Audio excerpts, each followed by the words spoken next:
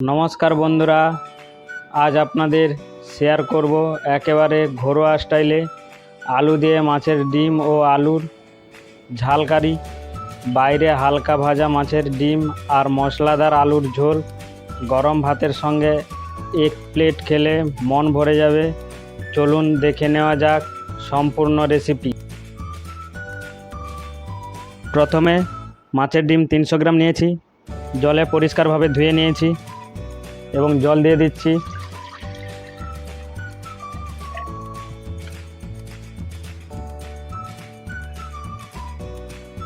জলে 1 চামচ হলুদ গুঁড়ো, 1 চামচ লবণ দিয়ে দিয়েছি। লবণ দিয়ে একটু নেড়ে চেড়ে নেব। এবারে মাছের ডিমগুলো দিয়ে দেবো, দিয়ে বেশি নাড়াচাড়া করা যাবে না। এইভাবে করলে মাছের ডিমগুলো ভাপিয়ে নেব, তাহলে আর মাছের গন্ধটা থাকবে না ওই ডিমের মধ্যে। দেখতে পাচ্ছেন কিভাবে বয়েল হচ্ছে। এর ভেতরে এখনো কাঁচা আছে, দেখতে পাচ্ছেন। এইভাবে ভাপিয়ে নেবেন আপনারা।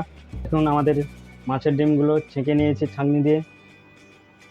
এরপরে আমরা একটি ডিম দিয়ে দেব, রসুন বাটা 1/2 চামচ, আদা বাটা 1/2 চামচ, হলুদ ছোট চামচের 1/2 চামচ, জিরা গুঁড়ো ছোট চামচের 1/2 চামচ, ধনিয়া গুঁড়ো ছোট চামচের 1/2 চামচ, ছোট চামচের 1/2 চামচ, বড় চামচের বেসন 2 চামচ,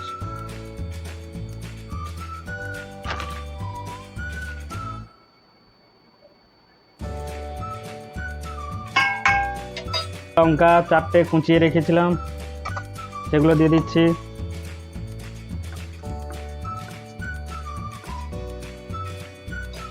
ধনেপাতা,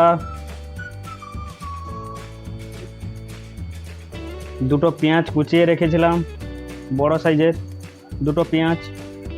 এগুলো এইভাবে মাখিয়ে নেবেন।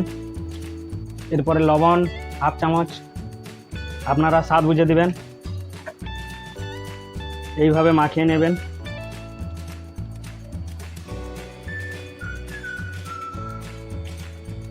কড়াইতে তেল দিয়ে দিয়েছি, আমি সাদা তেল দিয়েছি, আপনারা সর্ষের তেল দিতে পারেন। তেল গরম হয়ে গেছে, মাছের ডিম মাখিয়ে রাখা এইভাবে ছেড়ে নেব। এই মাছের ডিমগুলো দেওয়ার পরে আপনারা ঢাকা দিয়ে দেবেন। দেখুন, এবারে ঢাকনাটি খুলে নিচ্ছি, দিয়ে আস্তে আস্তে করে উল্টিয়ে নেব। আমরা পাত্রে তুলে নেব। দেখুন, এইভাবে ভাজতে হবে এবং মাখিয়ে রাখা পুরো ডিমটা ভেজে নেব এইভাবে। মাছের ডিমগুলো এইভাবে ভাজা হয়ে গেছে সবগুলো। ওই তেলে আমরা 4টে পেঁয়াজ কুচিয়ে রাখা দিয়ে দিচ্ছি এবং তার সঙ্গে 3টে কাঁচা লঙ্কা ফালি করে রেখেছিলাম, দিয়ে নাড়িয়ে চাড়িয়ে নেব। পেঁয়াজটি 1 মিনিট নাড়িয়ে চাড়িয়ে নেওয়ার পরে 1/2 চামচ লবণ অ্যাড করলাম। এবারে আমরা আদা 2 চামচ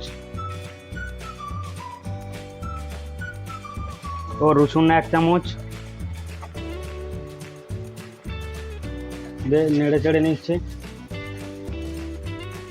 টমাটমটি দিয়ে 2 মিনিট নাড়িয়ে চাড়িয়ে নেব। এর মধ্যে জল অ্যাড করলাম অল্প পরিমাণ।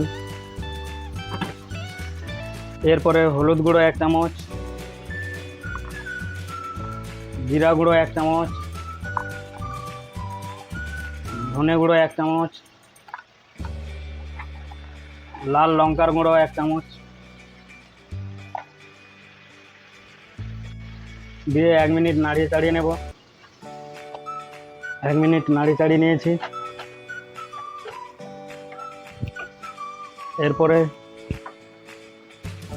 এরপরে চালমগজ পেস্ট করে রাখা দিয়ে দিচ্ছি।